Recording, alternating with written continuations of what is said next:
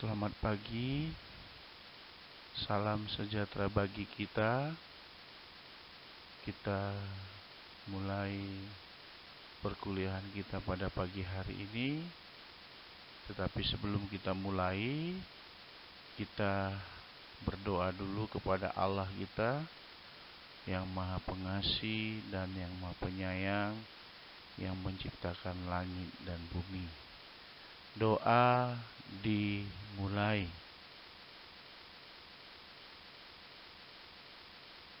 Doa selesai. Terima kasih. Topik kita hari ini berjudul Filsafat Pancasila. Filsafat Pancasila.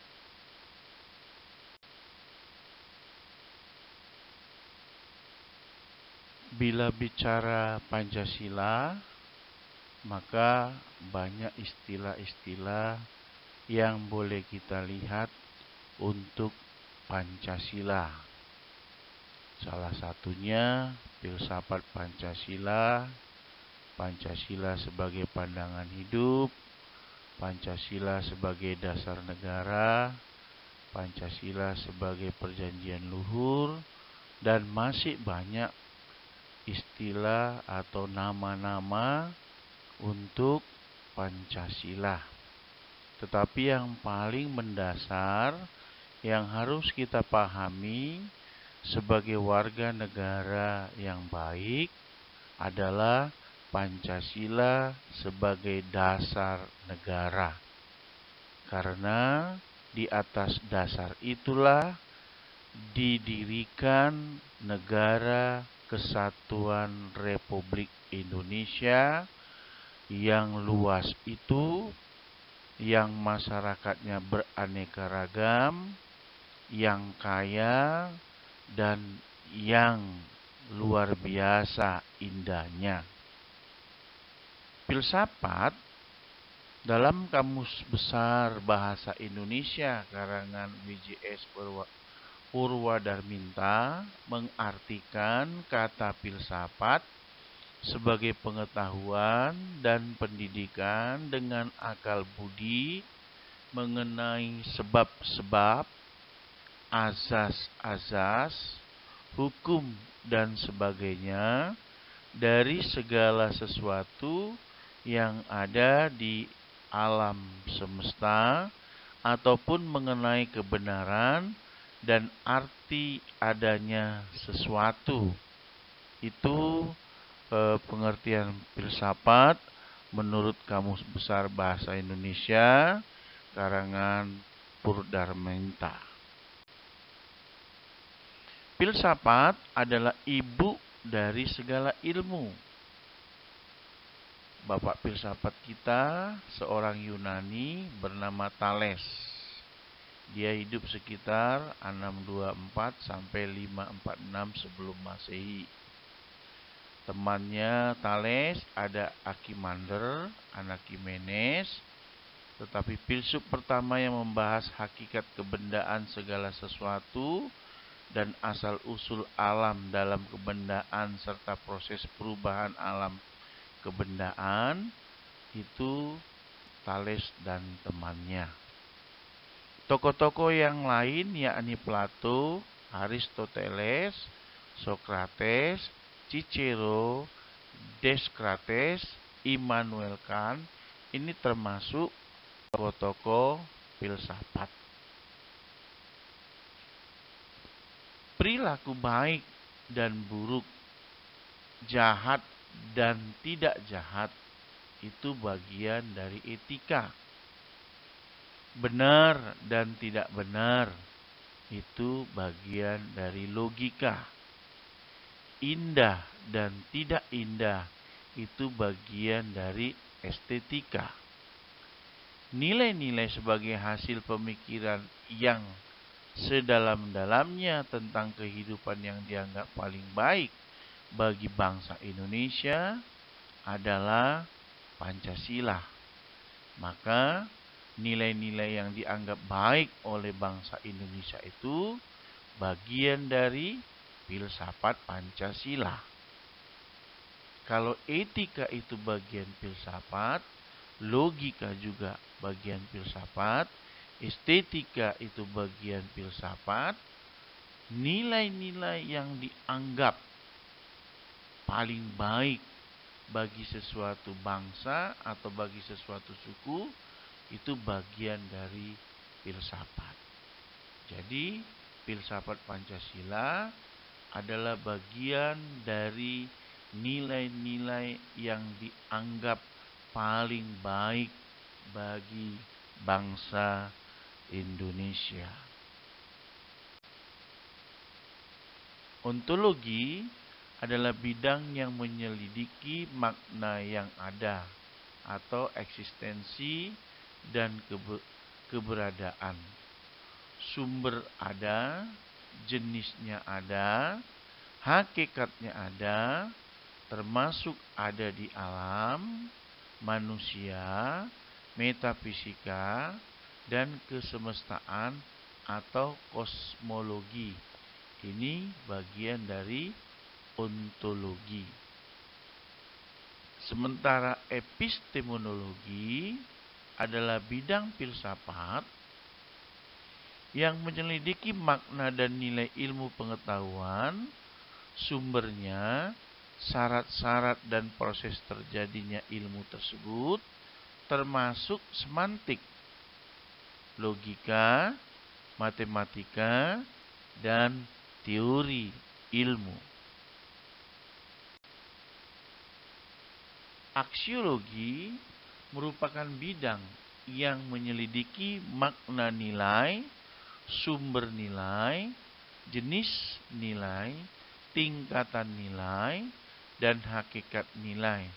Termasuk di dalamnya ada estetika, etika, ketuhanan, dan agama. Ini merupakan bagian dari aksiologi. Filsafat sebagai metode menunjukkan bahwa cara berpikir dan cara mengadakan analisis yang dapat dipertanggungjawabkan untuk dapat menjabarkan ideologi Pancasila. Pancasila sebagai filsafat mengandung pandangan, nilai, dan pemikiran yang dapat menjadi substansi dan isi pembentukan ideologi Pancasila. Ideologi Pancasila adalah keseluruhan prinsip normatif yang berlaku bagi negara Republik Indonesia dan bangsa Indonesia secara keseluruhan.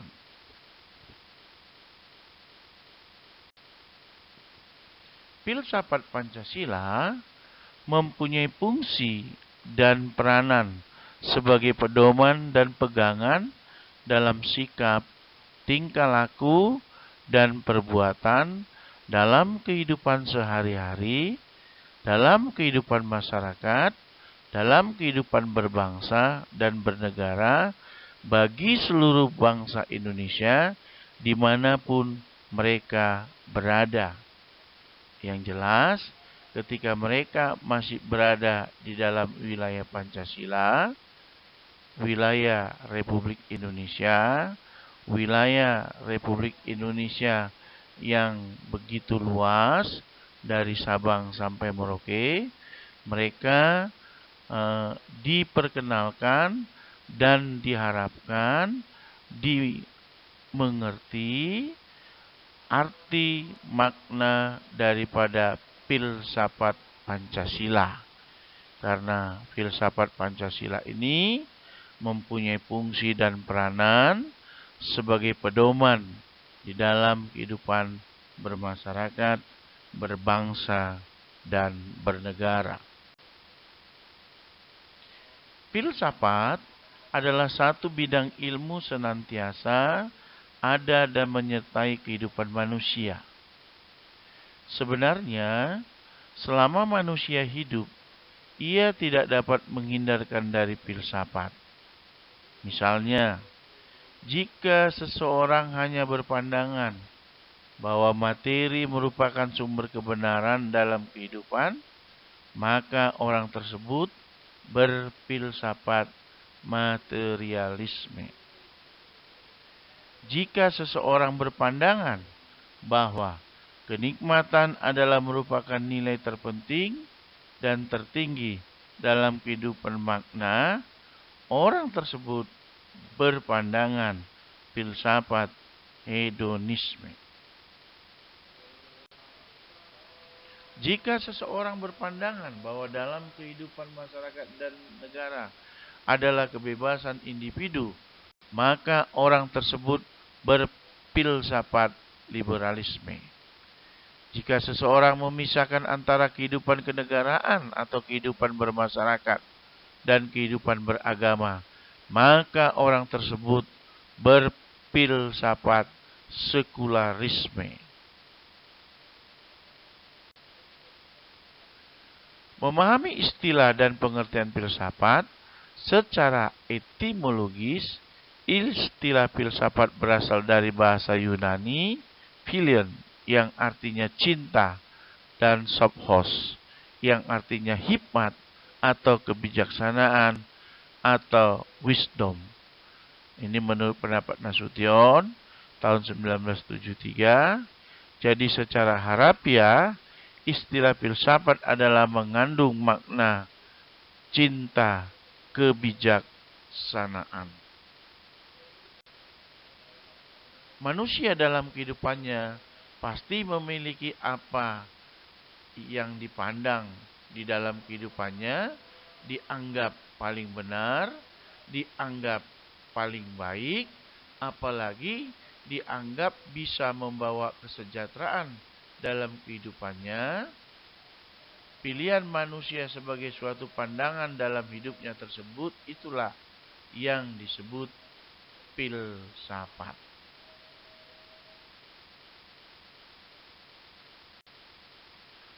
Dilihat dari lingkup pembahasannya, filsafat meliputi banyak bidang bahasan, antara lain tentang manusia, masyarakat, alam pengetahuan, etika, logika, agama, estetika, dan bidang lainnya. Nilai-nilai hasil pemikiran yang sedalam-dalamnya tentang kehidupan yang dianggap paling baik bagi bangsa Indonesia, itulah disebut filsafat Pancasila. Pembahasan Pancasila secara ilmiah itu dimaksud dengan bahwa Pancasila itu memenuhi syarat sebagai ilmu.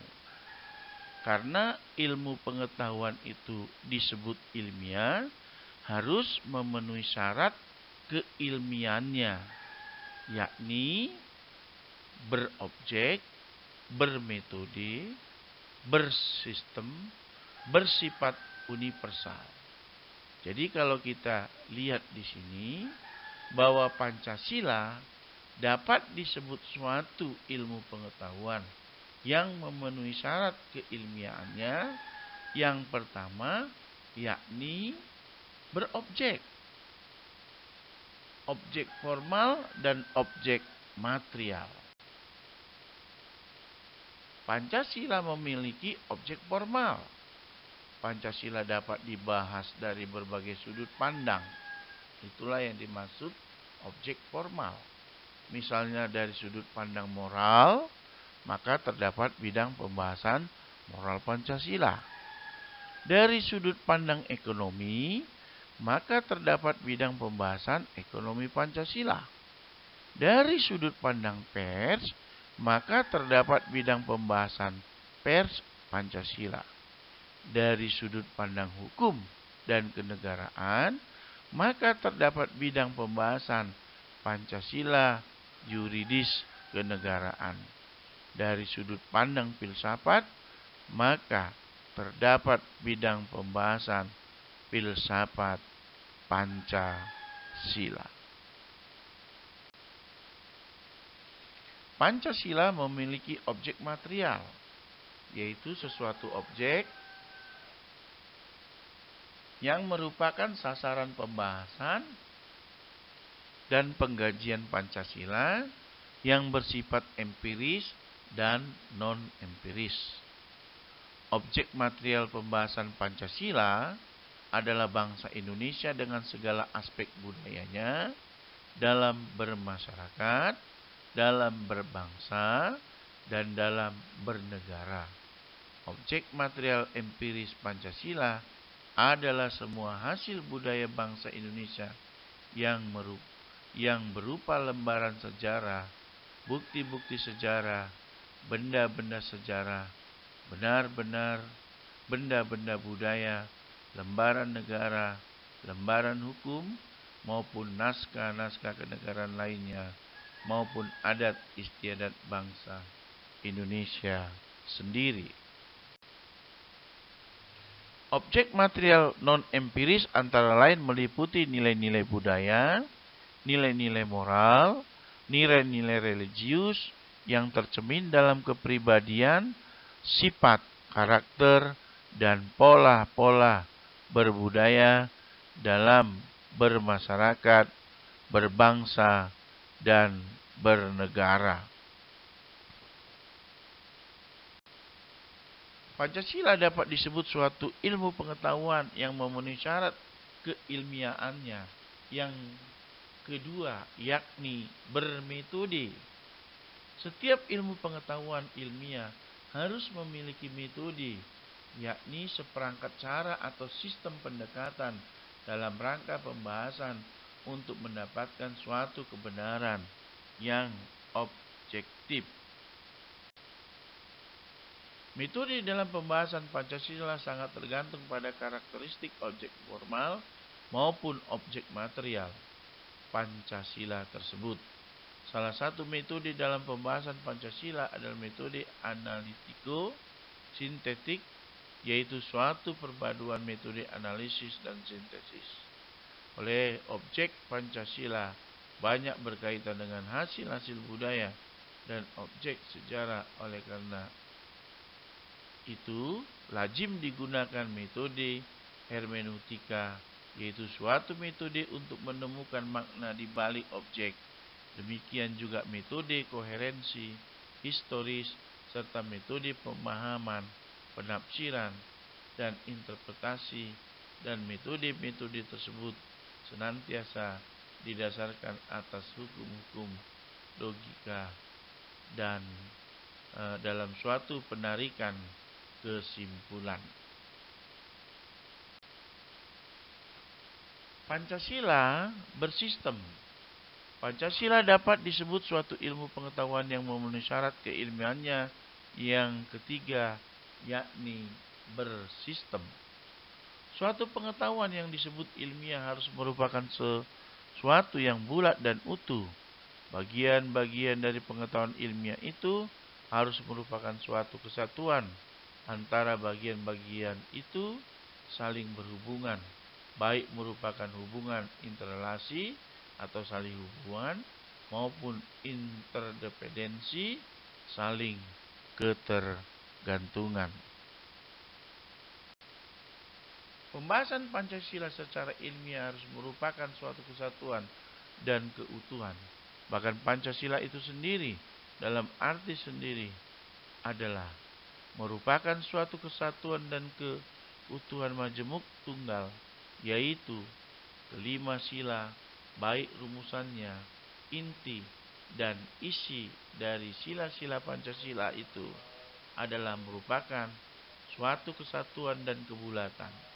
Pembahasan Pancasila secara ilmiah dengan sendirinya sebagai suatu sistem dalam dirinya sendiri, yaitu pada Pancasila itu sendiri sebagai objek pembahasan ilmiah senantiasa bersifat koheren atau runtut tanpa adanya suatu pertentangan di dalamnya, sehingga sila-sila Pancasila itu sendiri adalah merupakan satu kesatuan yang sistematik.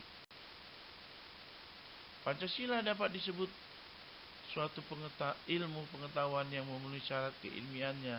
Yang keempat, yakni bersifat universal.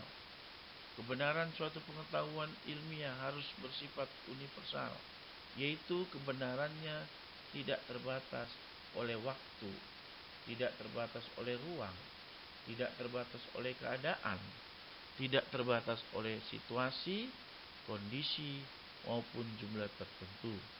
Dalam kaitannya dengan kajian Pancasila, hakikat ontologis nilai-nilai Pancasila adalah bersifat universal, atau dengan kata lain, intisari esensi atau makna yang terdalam dari sila-sila Pancasila pada hakikatnya adalah bersifat universal.